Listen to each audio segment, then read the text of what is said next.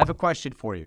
Are your results causing your thinking, or is your thinking causing your results? This is a very important distinction and probably one of the most important things that we can be conscious of when it comes to staying in control and getting what we want in life and business. 90% of the people in the world live from the outside in. Now think about this. That creates a situation where we're kind of like puppets to our environment. And you know what? If I'm being honest, I did the same thing too until I learned how to think from the inside out and control my mind. So watch this video. I'm going to share with you 4 specific steps that I share with my coaching clients on how to control your mind so you can stay in control regardless of the circumstances. My name is Kevin Yoder, mindset coach and creator of the Inner Game of Achievement. I help people improve their patterns of thought so that they can terminate those limiting beliefs, boost their confidence, and accomplish their most inspiring goals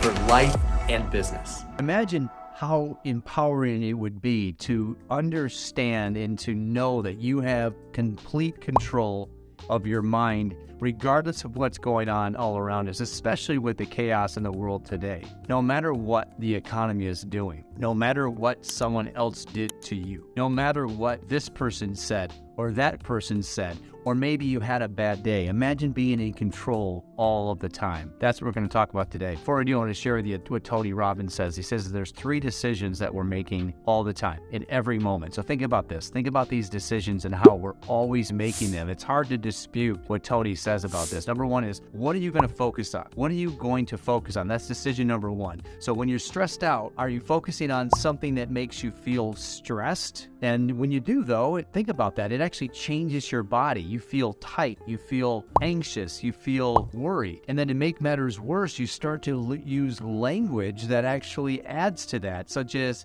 I feel overwhelmed, I feel stressed out. So change your focus and then you'll develop a habit of feeling good all the time. So number 1 question is, what are you focused on right now? What are you focusing on? The second question is, what does this mean? The bottom line is, we get to make up the meaning to everything, but most people don't choose the right meaning. They pick the worst possible meaning. And that meaning actually creates our life. The meanings we select changes how we feel immediately. So ask, how can your worst day be your best day instead of how is my best day possibly my worst day? And the third question is what am I going to do? So today in this video, I'm going to walk you through the practical application of those 3 questions and give you that very, very tactical tool you can use on a daily, weekly, monthly, moment by moment basis so you can stay in control. There are 5 mental faculties: what we see, hear, smell, taste, and touch. So most people allow their thoughts to be driven off what we call 5 sensory data, which means that if their environment isn't appealing to them, then they're stressed out or angry or worried or upset. But to be in control and have a better life and to outperform others in your field, you need to start to use your higher faculties. Our higher faculties are perception, intuition, will, reason, and memory. Our perception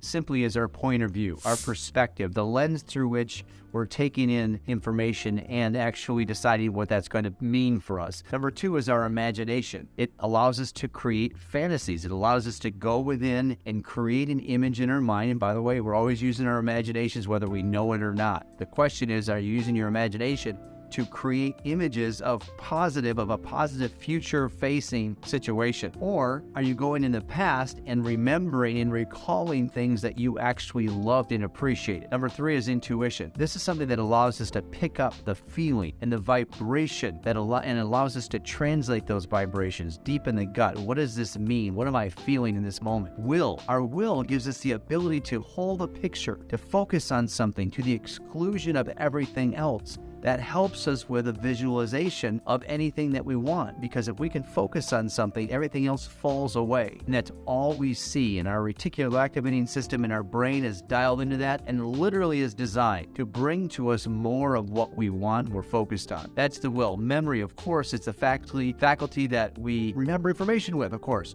And so there's no such thing as a bad memory. It's just like a muscle. The more we use it, the better it gets. And finally, reason gives us the ability to think. So why are these higher faculties so important? The shortest answer I can give you is because our thoughts create our feelings, which create our actions and produce our results. It's like a cycle: thoughts, feelings, actions, results. Thoughts, feelings, actions, results. So we can use our higher faculties rather than 5 sensory data to control what's going on inside. So listen, we're programmed to live from the outside in. That's what we're taught to do. And that keeps us out of control. So what we should do instead is we should look at and be aware of what's going on in the outside world. But we're capable of creating our world within our higher faculties, within our imagination, within our will to focus on an image, not just accepting those conditions that are going on all around us. So what we do is we objectively observe what's going on outside. We use our 5 sensory data to objectively observe that. But don't let it control your thinking. Think thoughts that create the idea you want instead, and that's through a process called pivoting. So when you pivot to a new way of thinking, you're focusing on what you want instead of what you don't want, and so you start to get better results. And at that point, you consciously observe the new result, and then you mentally adapt to that new result and immediately begin to think the thoughts that creates the idea of how to improve upon it. So you stay in charge of yourself. You stay in charge of your own world. Don't let the outside world control you. You control your outside world instead. Okay, here are the 4 steps. Take a pen and paper out and write these down. Okay, step number 1 is think of a situation in the external environment, and what is that situation? So what is your thinking of this? You think about anything you want, just write it down. Think of a situation in your environment. What is the situation? And what is your thinking about the situation? Thinking about your thoughts is not something that people spend a lot of time doing. It's called metacognition. It's a state of awareness where you're actually aware of your thoughts when you're thinking them. So what are you thinking about the situation? So think of a negative situation for a minute. What are you thinking about that? So then what are the actions you're taking because of your thinking? Remember, thoughts create our feelings, create our actions, create a result. So what actions are you taking as a result of those thoughts? And then finally, what are the results that you're creating? What results are you getting as a result of that, of those thoughts, feelings, and actions? So are you getting the same result over and over again? Is this a vicious cycle for you? Now, shift your thinking process. This is where we begin to change. Look at that result and then describe the result. Write that result out. Now, for a minute, we're talking about something that's not working out for you. Don't worry, we'll pivot in a moment. But just for now, write down the result in as much detail as you can. So the question is this something that you want? Do you want this result? If not, begin to think of what you do want. Here's the pivot. Build the image in your mind of what you want. Think about what you want instead of what you don't want. This becomes a wonderful habit. And if you do it, this is your default mode. So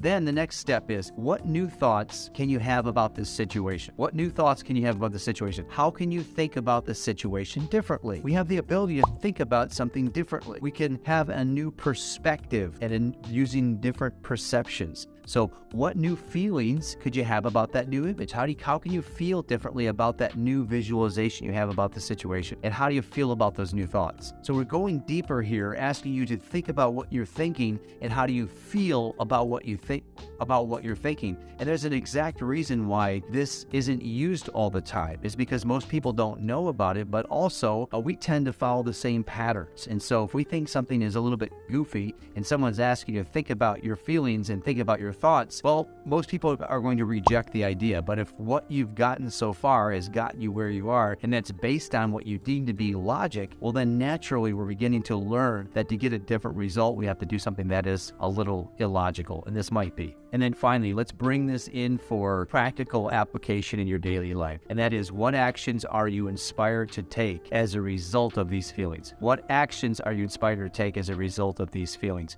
Where will these actions lead you to? What will that actually end up happening? What will happen in your life as a result of those actions? And what is one action? So now we're going to get it down to the one action. What's one single action? And write this down. If you're not writing it down, writing is a doing part of thinking. You've got to remember that. If you're just listening to this video and not actually putting pen to paper, you'll probably retain about 3 to 5% of it. But if you're actually writing it down and doing the exercise, you're going to experience change. Trust me, it works. And my coaching clients are a testament to that, and so am I. So what one action can you commit to taking this week that will support your new thinking about the achievement of your goals? What's one action? Move into that one action and do that this week. Once you cement this in and you Make this a part of your thought process. Thoughts that lead to feelings, empowered thoughts, better thoughts leading to better feelings, which lead to powerful actions, which produce amazing results. We look at those results, we love what happened there, we like that result, and we actually ask, how can we do it better next time? And the better it gets, the better it gets. This is that cycle, upward and upward. It's also called the universal wealth strategy, as opposed to the universal poverty strategy, which someone looks at their existing situation, they look at it, they become emotionally involved, that they use 5 sensory data. Remember that? It's like antennae. And then they become emotionally involved in it. They feel crummy. They go out and take disempowered actions. The results are crappy. And then they look at those results and down it goes, spiraling down. That's called the universal poverty strategy. I hope this video helped you today. So if you liked it, if you got a lot out of this, please go ahead and just take a second and like the video and subscribe to the channel so that you're notified when I make another video. And I do this at least 2 or 3 times a week. So my question for you is, do you want to learn more about how to control your mind as a default mode? Remember, you can learn this and you can consciously be aware of what I just shared with you. And you're holding it in your conscious mind. But unless you've integrated this into your subconscious, this is just a cool idea. And what I teach my coaching clients is how to integrate. It's called the process of praxis. Praxis is the integration of our beliefs with our behaviors. So it's a part of who we are. We don't have to think about it. Would you like to know how to do that? If so, there's a link below. Grab a call with me. It's a breakthrough strategy call, and I'll learn a little bit about your situation, what you're looking to accomplish. I'll share with you the program. We'll see if it's a good fit. Now go out there today, control your thoughts so you have empowered feelings. Your actions will flow from that, and you're going to get these amazing results. And the better it gets, the better it gets.